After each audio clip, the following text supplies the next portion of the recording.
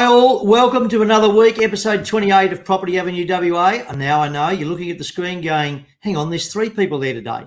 Yep, we've got a guest. We've got our man, Kasey Green, and I'll introduce you in a minute. But, of course, Oscar, I'm TV. He's Oscar D'Souza. And that other third bloke up there in the screen is one Kasey Green. A huge week, been a really funny week. Cup day today. Reserve Bank announced interest rate drops. You're not going to put on... Oh, very okay. Right, I'll have to get mine.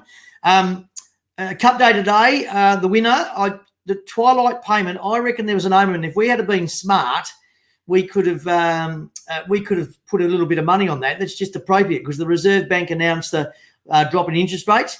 I'm going to ask Case something about the Victorian Derby on the weekend as well. Interesting little observation. And of course, one thing that's not about property, but it does impact on our farming community is, will you go away? It's not an advertising material. Sorry. The rain we had on the weekend, Case, I'm going to talk to you about that in a minute. The rental market, of course, and more importantly, why we've got Kasey on there, we want to have a chat about the world of building and probably clarify a little bit of mystery that perhaps where there's some confusion about deadlines and timeframes and all that. So we've got lots and lots to talk about.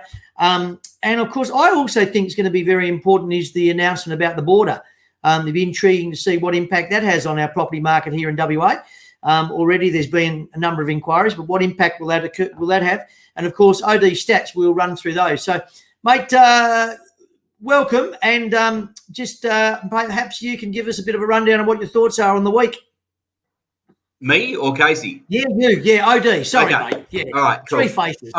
Yep. Mate, I'll jump straight into it because, as I said, I think there's so much that we can really gain from Kasey today. And as usual, we don't want to run over time. So, look, it's just been another big week in WA real estate, and in particular Perth real estate. I think there was 933 sales over the course of the last 7 days. So we know that a normal market is 500 to 600 sales, but we haven't seen much of a normal market at all this year. So 933 sales, we've seen a drop in stock. So whilst most of the real estate agents are reporting that there's not a lot of stock around. What's happening? And there's lots of people coming to home opens. There's multiple offers coming in on properties, and there hasn't been a lot of stock around. But we haven't actually seen much of a drop in the stock levels until this week just gone. So hang on.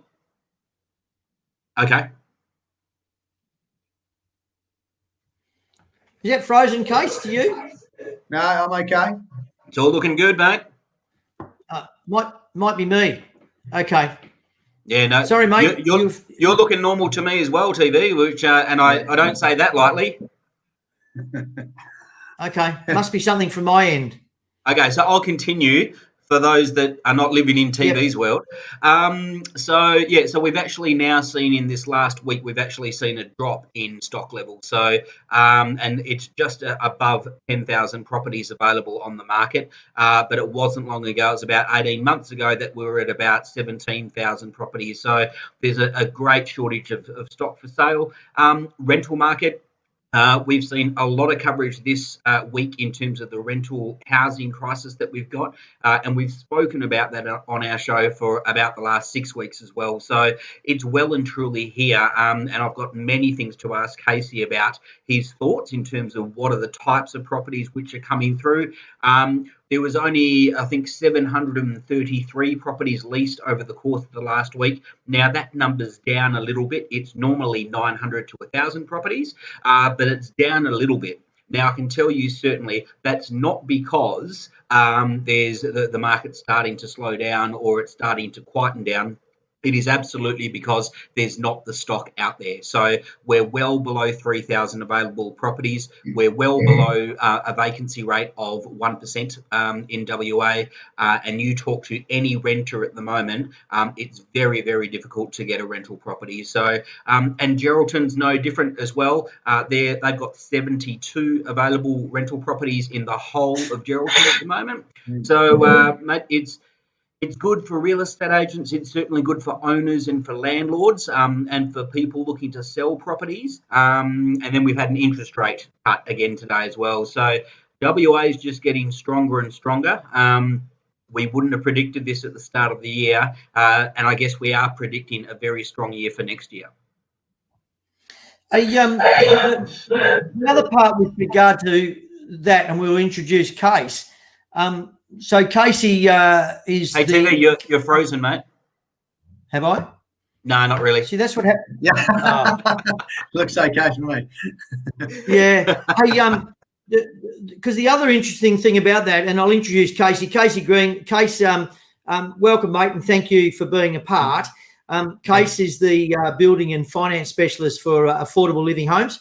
And if you have been following our program, Case was on the show back in 1st of July, in fact.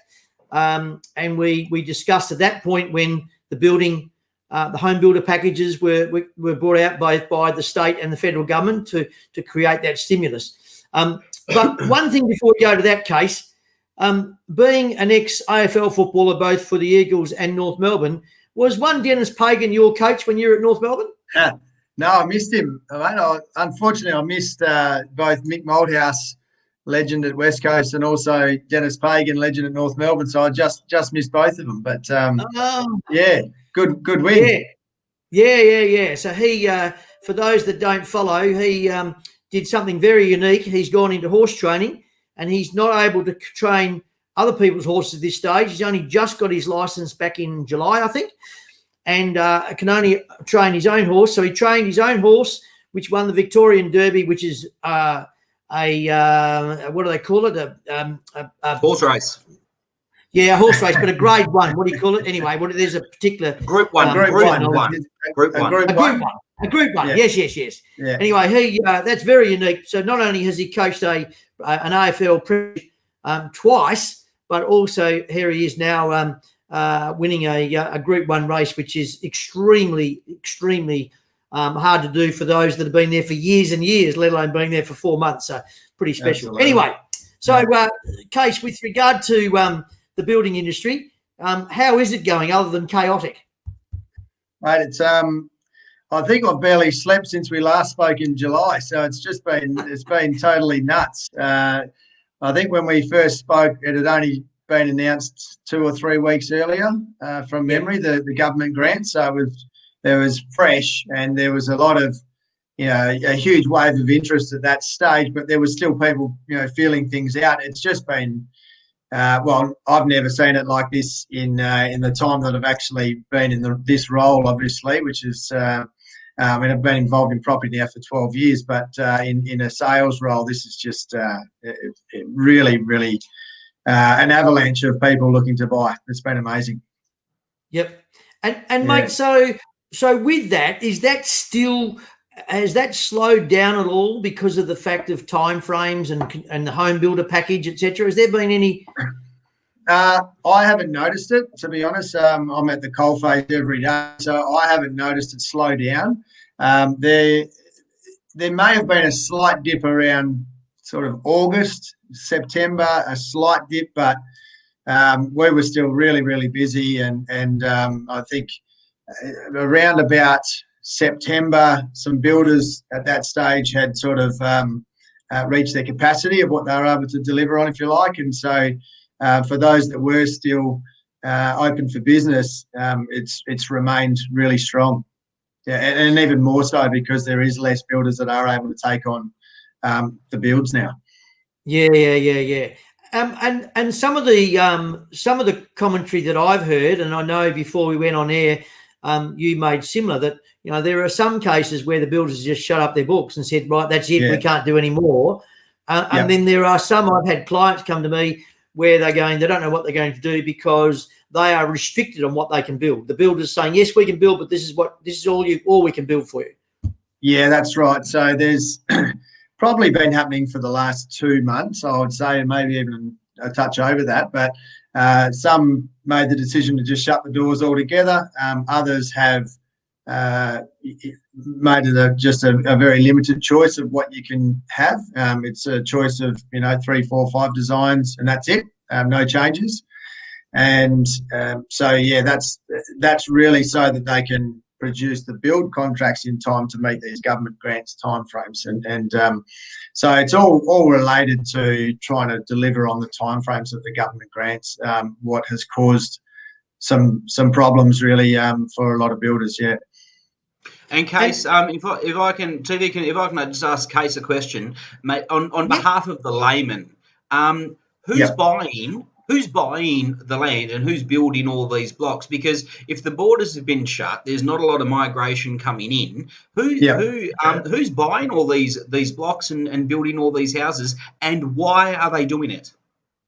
Yeah, good question. I mean, so I think there would have been what we noticed straight away with there was a large amount of people who seemed to have really significant deposits who were probably going to buy an established home, but because they are now getting at least 45 grand from the combined federal and state governments, and possibly if they're a first home buyer, the $10,000 first homeowners grant as well. Well, that's $45,000 better off than what they were going to be if they bought established. So they then looked at building. They felt they were going to be better off by getting that free kick from the government. So there was a lot of people that were going to buy established, then decided to build. There was also a lot of people that were probably thinking about building, but not till next year or the year after, who then decided, well, I can't miss this opportunity, so I'm doing it right now. So I think it just brought forward the decision-making for a huge number of people. It ranges from, FIFO workers to nurses to it's a really broad spectrum. So it's very hard to narrow down who's buying. It's across all different sectors. My company is mainly for the first home buyers market, but we also look after second, rarely third home buyer as well. But our particular market really is around the first home buyers market. So yeah, they range in age from probably 22 right up to 50. Yeah, right. And look, I guess the background to the question, and I'm specifically interested in the purpose of why people are building. And the background to that is we had both the president of the Real Estate Institute on the news quite a bit this week, but then also and talking about the rental shortage, or rather the rental crisis that we've got. And Mark McGowan's response to that is, well, look, the building industry is absolutely getting hammered at the moment, and there's going to be a massive amount of supply coming onto the market. So we all know that's going to be some time away, and I'd suggest a minimum of 6 months, but maybe more like 6 to 12 months. But my question is, are people building investment properties, or are they going to build these new properties to live in, and then the ones that they come out of become the investment properties? So is Mark McGowan's response to the shortage in rentals actually a fair comment given the expected supply? So I would say from my experience with my clients, getting a bit of background noise there. Are you getting that as well? Yeah, no? That's all right. That's TV. It's Tourette's. Yeah. So I would say 95% would be owner occupiers for my clients. There is the odd one that says, yeah, I'm just doing this to, live in it for 6 months and then I want to rent it out. There's been a couple that have said that, but most are doing it for owner occupiers. So, yeah, does that answer your question? Yeah, it does. And I guess the only other bit then that supports the Premier's statement, therefore, is that if they're doing it for owner-occupiers, there is the potential that the properties that they move out of will then become the rental properties themselves. So I guess that one's just going to be a wait and see. Yeah, and I mean, if they're first home buyers, a lot of them might be moving out of home from mum and dad, so that might not be the case. It's a hard one to answer because it's such a diverse range of circumstances and people. I think we have to wait and see. Yeah.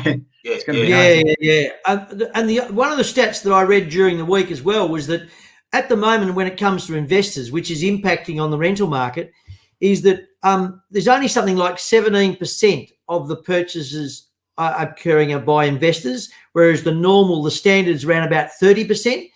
And so that was interesting, that question you asked at OD, because that was one of the observations that I was going to ask something similar as to, are investors getting into the building market with the opportunity there with the 45 grand. And is that going to give us some more property down the track? But that's not going to help our cause when we're talking 6, 9, 12 months down the track before even that property even gets close to being ready for people to move. So it's still going to create a bit of a crisis when it comes to the rental market. The crisis is already there, TV. It honestly is already there. And it's going to be a very, very interesting 6 months as a property market observer for the ones that are in the property market and for people looking for rental properties and for those that are already in them come the end of this moratorium on the 28th of March.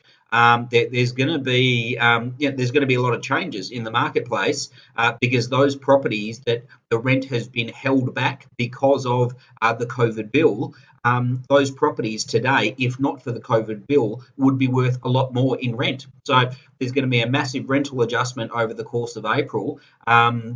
And that on the back of already a very big shortage. So it's not a crisis that's coming up. We're absolutely there. I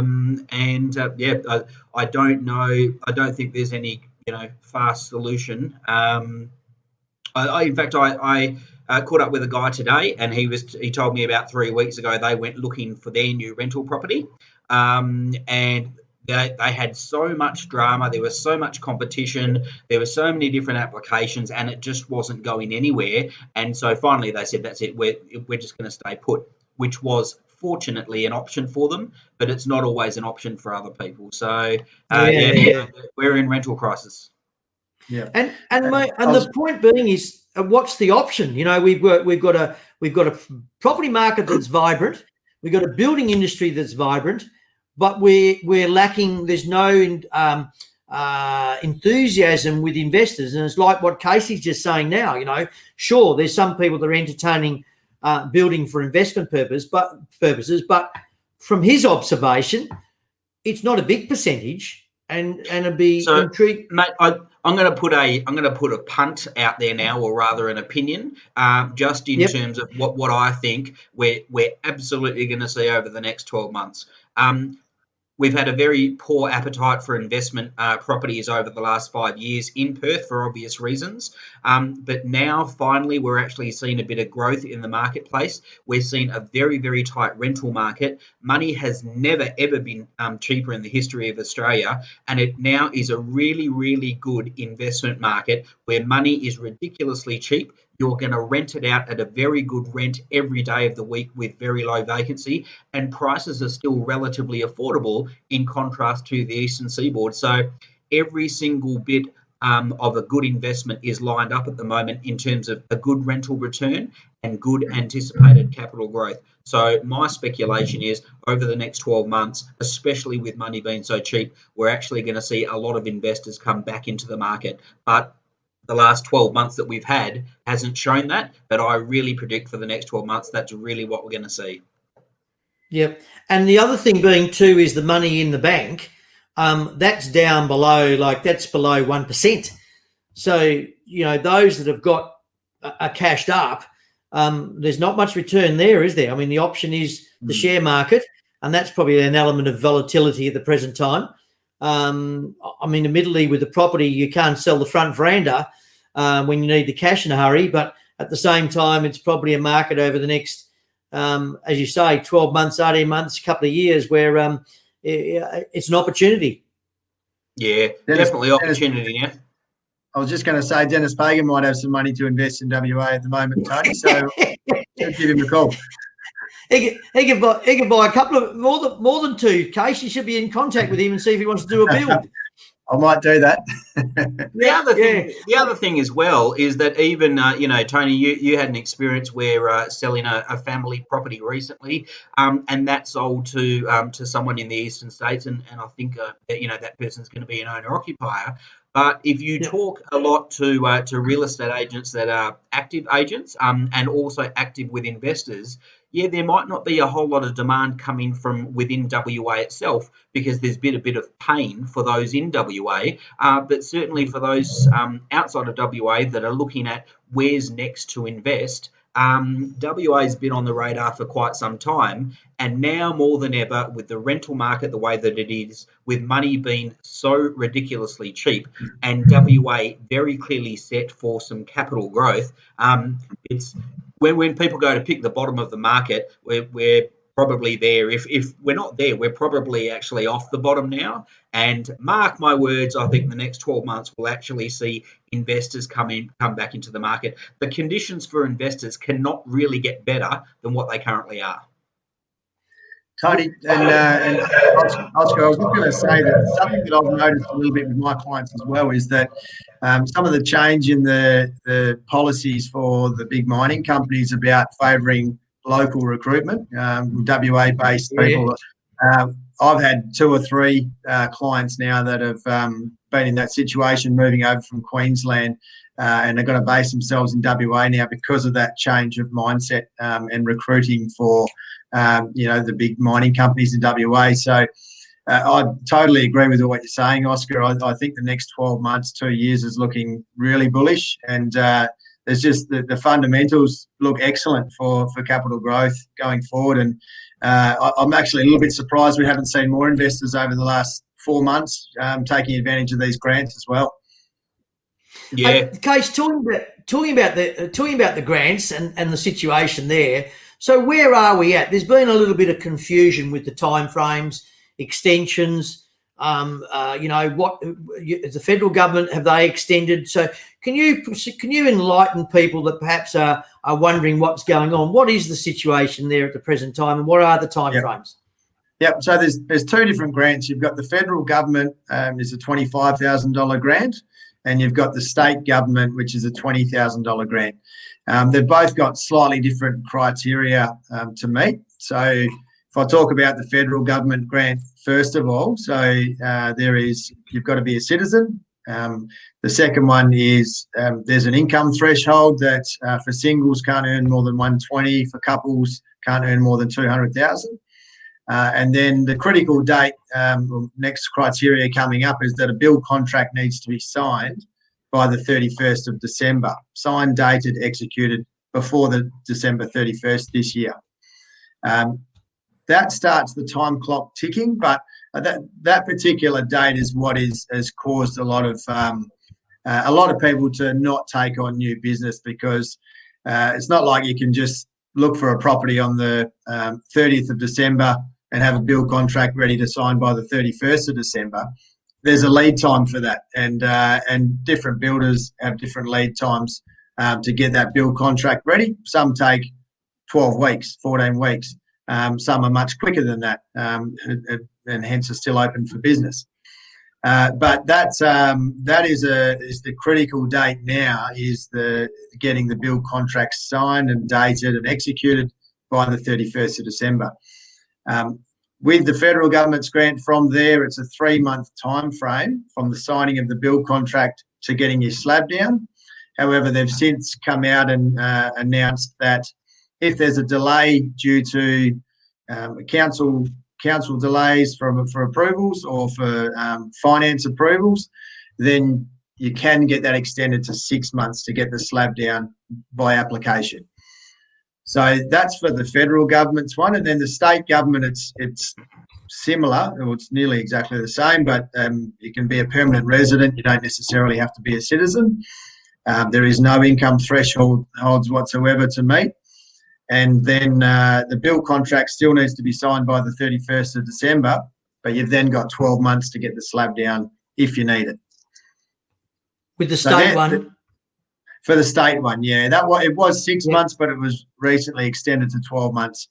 For me in my role, that one hasn't actually changed anything for what we do, because the slab goes down much quicker than that anyway. So that really didn't make a difference for my role. Yep.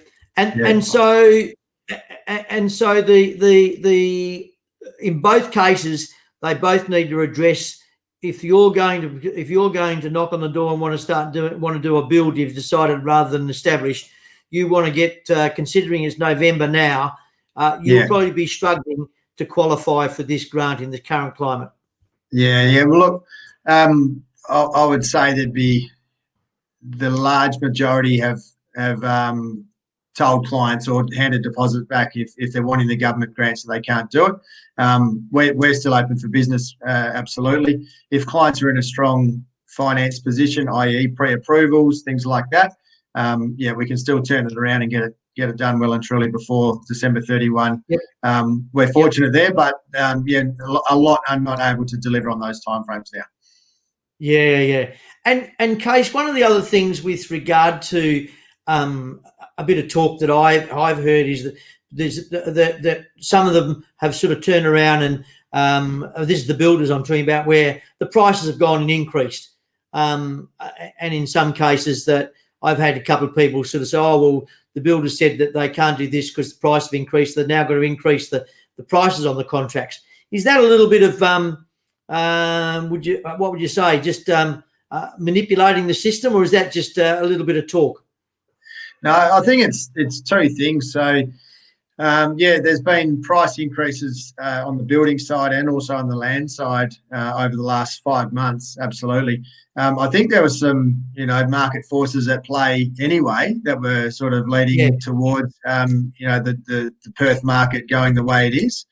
But what's happened, and COVID has contributed to it because the lack of being able to bring in, bricklayers, for example, from the eastern states. So the trades have definitely put their prices up. I'll give you an example. So bricklayers were charging probably around 90 cents or $1 a brick on a standard build, and now that's probably more like $1.50, $1.60 per brick. So that's just one trade, one example of where the demand has led to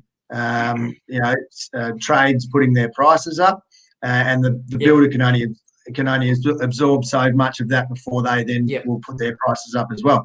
Not saying there hasn't been some that probably put their prices up well ahead of what was justified, because I did see that happen. But it is absolutely justifiable that prices have had to go up. And just on that point, Case, is it the thing that so if the brickies have put their prices up for whatever reason? Another question just jumped into my head as to, well, what is their reasoning to put the price up? But then the other thing I was going to say is, do the other trades then look at what the brickies are doing and go, well, if they're doing it, why don't we? Yeah. Well, it's just supply and demand. I mean, the brickies are now so in demand. You can imagine that every single builder has probably tripled the amount of requirement of builds, and so there's still the same amount of bricklayers as what there was before, or maybe a few people have come back into it, but we haven't been able to triple the amount of bricklayers in Perth. So that's it's just a supply and demand thing. It'd be like any industry, is if they've got that level of demand for their services, then all it takes is for one bricklayer to put up their prices, and then you can imagine Bob and Henry on site, laying bricks, and their mate rings them up and says, "How much are you getting per brick?" "I'm getting $1.50. What are you getting?" "Well, I'm only getting $1." "Oh, well, I'm going to go work for you then, unless I'm going to ring my boss, and if he doesn't put the price up, I'm going to work for him." So it's just market forces. Is there also a component of mining, the availability of trades, because they might be enticed into a FIFO type job or something, because obviously, we've got a bit of a mining boom happening as well. So does that impact on you guys? Yeah, I can only talk about our teams and talking to our construction manager. We've been able to hold all of our crew together and been quite fortunate because they've been well fed as well. But I don't know the answer. I haven't got an answer for you, Oscar, on that one, other than our own teams internally. Yeah. Okay. Right. Yeah. Mate, look, beyond the pricing and whatever. So, what's the? Are there something different happening with regard to people and their thinking about building? Are they still going for the 4-bedroom, 2-bathroom? Are we seeing a few little out of left fields? What are we? What's the sort of market looking at with regard to people wanting to build? What do they want to build? Yeah, look, that's a broad There's one no as well. trend. Honestly, I have such a broad range of clients, and they all want something different. Often it depends on A, the budget that they can afford, and B, where they want to be and the land availability in that area, because you can't necessarily put a big 4x2 home on a 200 square metre block. So they might be more interested in the location rather than necessarily having the big 4x2. It's a budget question first, and what location they want to be in, and then we'll try and tailor a design to suit the block and their budget from there. Hey, Yeah. just on the topic, Kasey, of location, do you guys build outside of the Perth metro area? We'll go as far as Two Rocks and to the north, and then as far as just on the south side of Mandurah, South Yunderup. I'm actually building for my auntie and uncle in South Yunderup at the moment on the canals there. So that's about as far as we go to the south. Okay. To the hills, we don't go too far into the hills, but yeah, everywhere in between there. And the reason why I asked is I was going to ask, well, if you did build regionally, what are the hotspots? Like, where is there one or two areas where there's just a real noticeable massive demand versus others? Are there a few hotspots? Within Perth, you mean? Well, yeah, because if you're not doing regional, then I guess the Perth metro area. Yeah. So probably the busiest corridor that I can see, and I haven't got the stats around it, but through the corridor, which is the northeast corridor from really Caversham out to Ellenbrook and Dayton and Brabham, those suburbs are really, really busy, and land dried up there really, really quickly. It was Wow. Speaking to the land agents that sell land through that area, they could have sold 3 times what the stock that they've got. Right. So that's a really busy corridor. I think the railway line announcement has been attracted a lot of people to that area. As the crow flies, it's really not too far from the city as well. Talking about probably the Dayton, Caversham, Brabham areas, and so the upgrade of Tonkin Highway, Reed Highway, has made the accessibility a lot better, as well as the railway line coming. So I think that corridor has probably been our busiest corridor, but there's been even through sort of Piara Waters and that southeast corridor as well has been out to Byford has been super busy as well. Yeah, right. Well, I think everywhere has. Yeah. Well, your mate, my son, who lives at Ellenbrook, certainly with regard to that new freeway now where you go down the Tonkin Highway, because he lives at Ellenbrook, the access now, once upon a time, took 40, 50 minutes, is now you sort of just about do it in 20. So with the railway line and whatever, all of a sudden we're in Vic Park. The convenience now, it seemed a long way away 2 years ago. All of a sudden now it's not that big a deal when it comes to travel. So it'd be interesting to see why people have made that sort of identify that sort of corridor. Yeah, I think affordability as well. Like, it's still well priced, but it seems to have ticked the boxes. I mean, now that it's going to connect into that railway line, will connect into Bayswater, which then goes through to the airport. So anyone who's got a FIFO job, for example, all they would have to do is walk, from home with a backpack, jump on the train at Brabham or Ellenbrook or Dayton, anywhere around there, and jump on the train, and you're at the airport in 15, 20 minminutes. So it's a very convenient option. You both have a valuation background, as with licensed valuations. What's your observation with all this building going on and all the market that's going as it is? And we know we're talking about the good times.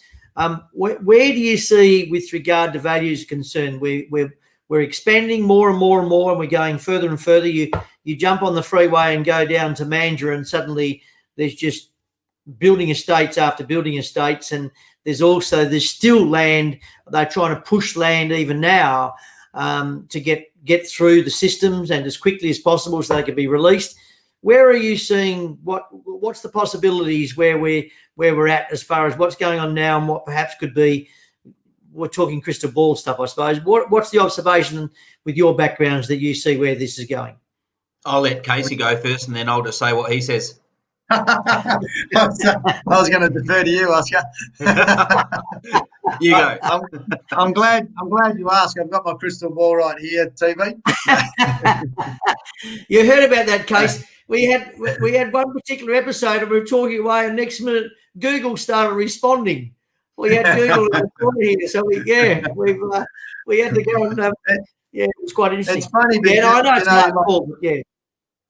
Sometimes I guess you got to look backwards to potentially see what's going to happen going forward. But I think it was 10 years ago we were the most expensive capital city in Australia, higher than Sydney, higher than Melbourne. So about 2010, I believe. And since then, Sydney's now $1 million median average, and Melbourne's $750, somewhere around there. We certainly have had some tough years, and we've the dynamics of our fundamentals of our market here has been pretty poor for a while, but things have certainly turned around. So I'm very bullish about where we're going, and all the land that was available is now. There's my wife. All the land that was available. We should ask her what she thinks. We should ask her what she thinks. So he told you it's a very relaxed. I don't think she realised it was a very relaxed format. I think she thought it was a phone call, not a video call. But yeah, look, I'm bullish. I think there's some good times ahead. I think if anything, coming out of COVID, WA is going to be seen as a very safe place to live, and there's lots of opportunity here going forward, I believe. So yeah, I think that all augurs well for our property market. Look, I agree with not just because I've got nothing else to say, but I really do agree with what Kasey said. When we have seen the market go backwards, and it's those outer areas that are the ones that fall first. Ellenbrook was one of them. Baldivis was another as well. And when you looked at those areas geographically and the amount of land supply that they still had, it was pretty obvious as to which areas are the ones that are going to get the hardest hit first. Typically, areas that are close to the city, close to the coast, close to the river, those areas are always in high-end demand, and that remains. It comes back a little bit in a slower market, but other than that, those are always the most highly sought-after areas, and then the scale moves as you go further away from the city and further away from the coast. That said, Baldivis, or in particular what Kasey said before, that Ellenbrook, Brabham area through there, you've now got a train line going through there. The Tonkin Highway extension, it's now far more accessible than what it ever was. It's no longer in the middle of nowhere. So I think that we've got a really, really strong market. And so long as we've got the people that are after the homes, whether to rent or whether to buy, migration will obviously increase over the course of next year with the border coming down and no second wave happening in WA. I can't see any reason why things are going to go backwards. It's only when there are, big financial pressures placed on people, but interest rates are so low, it'd take something pretty catastrophic in order to see values go back now. That said, COVID was quite the catastrophe in March this year. So, but other than that, no, we've got every fundamental of the WA economy is very, very strong. I can't see any areas that are at great risk at the moment. My view on that was probably different around about the time that COVID hit. Everyone was pretty negative and pretty conservative about the economy and where it's going to go. But we've bounced out of that greater and faster than anyone would have thought. And I can't see any reason why that would slow, except a second wave. Don't forget that was the world of unknown too. But at the same time, when we came out of that, and that's rather good luck than good management that we started this Property Avenue WA prior to that. But the other issue that we were really conscious of was that a lot of the statistics, a lot of the commentary, a lot of the whether it be on TV or be in the papers, it was talking 30 and 50% drops in real estate values. But that was focused very much on Sydney and Melbourne. and perhaps that has sort of created some uncertainty with investors as well, because if you didn't look behind the scoreboard, as we say, you could very easily get led in the wrong direction, because that wasn't what they were talking about. It was very much, and even now, you have a look at statistics, and it's, you know, they identify Sydney, they identify Melbourne, they identify Queensland, and they sometimes identify Adelaide, and then rarely is there any reference to Perth. And I think that's something that, the part that I suppose intrigues me, and you've already touched on it, Case, that you've had people coming to see you about building, who the mining companies are identifying, encouraging people to live here, not fly in, fly out as such. When I say live here, live in WA. With the border announcement, I wonder what further impact that's going to have to our overall. I mean, we talk about a crisis now. I have huge concerns about what's going to happen come the 14th of November. Even though there's an element of restriction, there's got to be further pressure applied to our property market, which has got to drive prices. Yeah. TV, one point you made there, I think, was really, really interesting about sort of, reserve banks setting interest rates. It's really Melbourne and Sydney is where they base their decisions mainly. And so we've benefited from that, of having these really low interest rates. We've had a vacancy rate that's been dropping, over the last 3 years from 7-8% down to now under 1%. And if you talk to real estate agents or people, property managers, the 1% is really just when a property comes back, it's off the next day, and that's why it's actually registering at all. It's more like zero at the moment. And so we've sort of had this perfect storm in terms of building, but we're seeing it in the established sales market as well, where vacancy rates been coming down because of big mining projects up north attracting people. So population growth has been rising over the last couple of years, and then the really low interest rates, and then now we throw in the government grants. So we've sort of been hit with a perfect storm in Perth, I think, and WA, which has just totally stimulated our market. We benefit from the Sydney and Melbourne market having been so hot, and now it's coming off. And so the Reserve Bank probably doesn't want to lift the interest rates up. There's so many people that have paid a big dollar for their house over there that was just going to cause a lot of pain if they raise interest rates. Yeah. No, I totally agree. No, we're just in the right place at the right time in WA. So that said, we haven't had a great period since basically since the GFC anyway. So I really do feel it is our turn. It's I can't really call it bulletproof, but maybe not far off for the next couple of years. Yeah.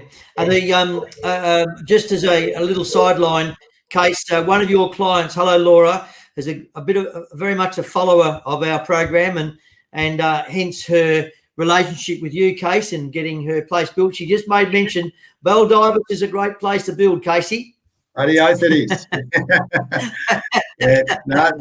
Her slab's down, Peter and Laura's slab's down, things are cranky along there. So, they're happy. I'm looking forward to going and have a look, to be honest. Slab party. Big yours? A slab party. Slab party. I haven't been invited yet, Laura.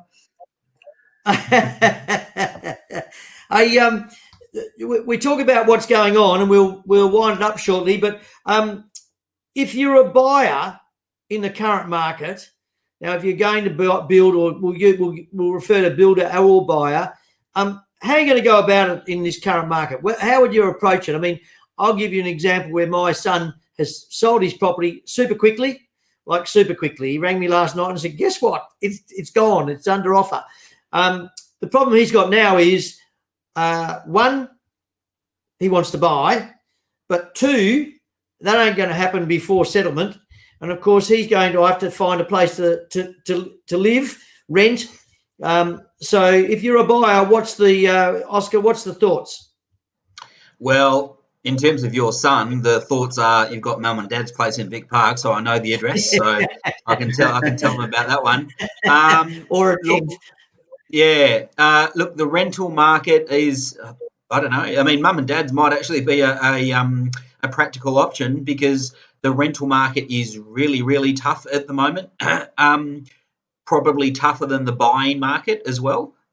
So if he's going to sell and move out of that property and be ready to buy straight away, often it's a little bit of a joke, but it might actually be the case that bunking in with mum and dad, excuse me, if that physically works, that you might really have to consider that.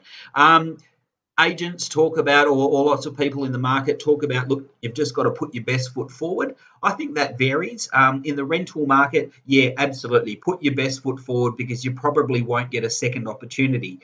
In the buying market, when you're looking at properties to buy at the moment, so long as you've got a good level of communication and a good relationship with the agent, I think you should always get another option. So put your foot forward, give it a proper go. But I'd suggest to leave a little bit in the tank and make sure that, the real estate agent does come back to you pretty much before you miss out. But that really just won't happen in the rental market currently because it's just way, way too hot. Yep. And Case, what's your thoughts with regard to if you were, if the situation, how they're going to go about it if someone decided they still want to build and maybe, obviously we've already discussed the stimulus package is probably a bit late now, but what's your thoughts? So how would you go about it if there was a client sort of wanting to build? What's the story? Yeah, well, if they're wanting to build and they're wanting to get the grants, then they need to do it now. Really, I think the month of November is probably the last possible moment that we can accommodate for, probably into the first week of December. It's starting to get tight by then, definitely. Sorry, Tony, the question is around if they're wanting to build, what should they be doing? Is that what you said? Yeah, exactly. I mean, how are they going to go about it? If all of a sudden someone says, listen, I want to get the building, if they want to build, and I suppose the other thing being is beyond the stimulus package, where's the building industry going to be going? Because you guys are going to be under the pump for the next 6 to 9 months getting this log in. Now, those people that then come in and say, well, I still want to build, where are they going to be at? Yeah, well, I mean, developers are bringing on new land.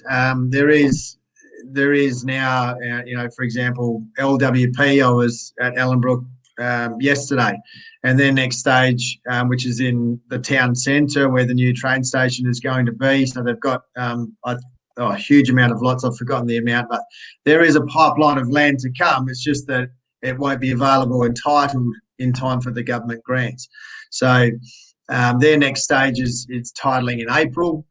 There is still a trickle of lots and that do come back to market as well due to maybe the finances falling over. So if the homework that I do trying to find land today is going to be different from what I do tomorrow because something might come back to market and be available. So if people are thinking about it, then they absolutely should be looking into doing something imminently to take advantage of the grants.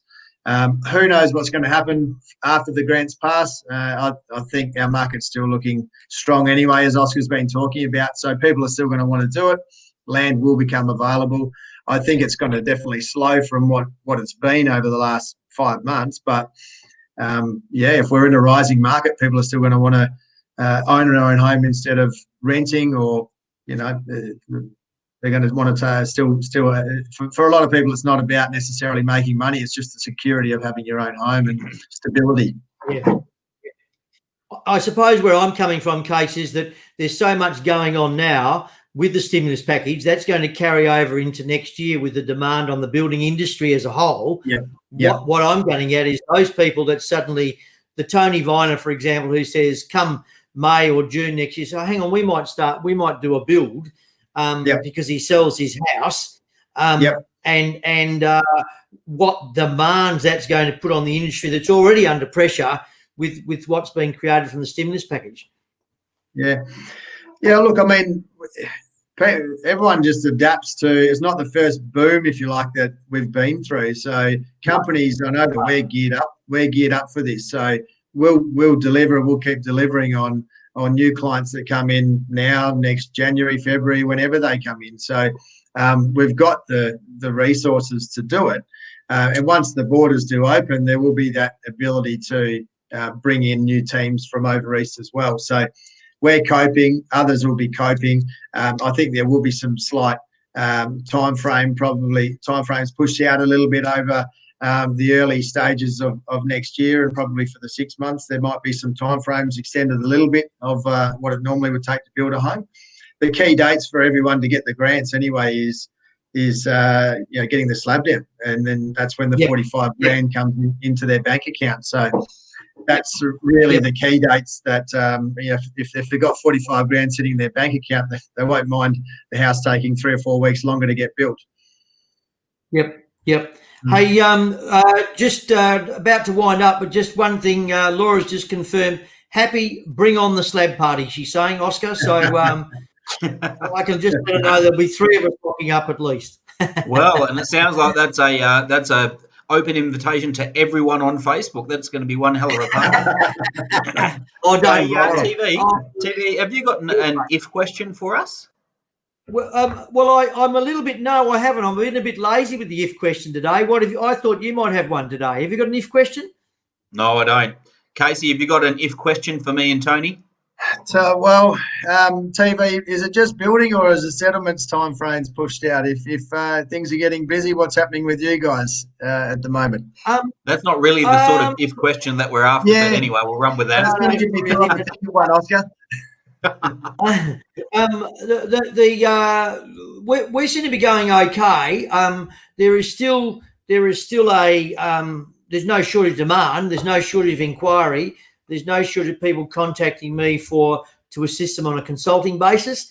It's interesting the amount of inquiries I'm getting from the East Coast, where people can't get here and are employing me to assist them with that process, not to actually buy the property, but to liaise and to assist and put things together. There is still an issue associated with the finance approvals timeframes, and as we keep on saying to people and saying to agents, they need to ensure. I want one of those caps. If I don't get one of those caps to play golf with, I will be very disappointed. There's still what I think are too short of timeframes on contracts for finance approvals. I think 21, 28 days is just it's not realistic in this current market. I'm still, from my observation, I'm still suggesting sort of a 6 week time frame, and if it's sooner than that, then so be it. No dramas. But I think that in that sense, there's still a little bit of an issue when it comes time, more particularly about finance. But there's no shortage of demand. There's no shortage of inquiry, and it's a really broad. Our girls are certainly very busy, and I'm busy doing trying to keep up with what I'm meant to be doing. But it's a bit like you, Case. I'm get up early I think the difficult part for all of us, and particularly in my field, is the 3 hour time frame between the East Coast and ourselves, and you're dealing with clients that 3 o'clock in the afternoon they've already got home and having a beer, and you're still trying to do things that need to be done here. So that's a little bit awkward at times. No worries.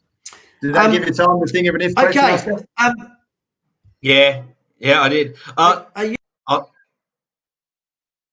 Oh no! What have you done? Where's TV gone? We've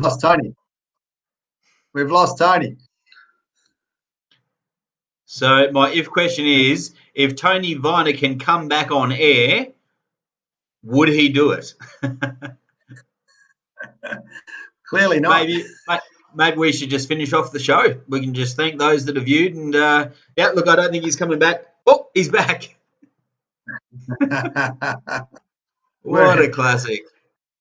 I'm glad, because I wouldn't know how to round off the show if I was asked to, Oscar. Me neither. But he hasn't actually made it back yet. But look, mate, it's been awesome. Having you on the show. It's we get to 45, 50 minutes, and now 55 minutes before we even blink. So there's so much to talk about, and you're extremely knowledgeable. It's been an absolute pleasure you being around, and I'm sure we'll get you back on, mate, because things will continue to change in our industry. And if not this year, I can't believe I'm saying that. If not this year, because that's only a few weeks left. Certainly early next year. Yeah, love to, and it's been a pleasure, Oscar, and thanks for having me again. So much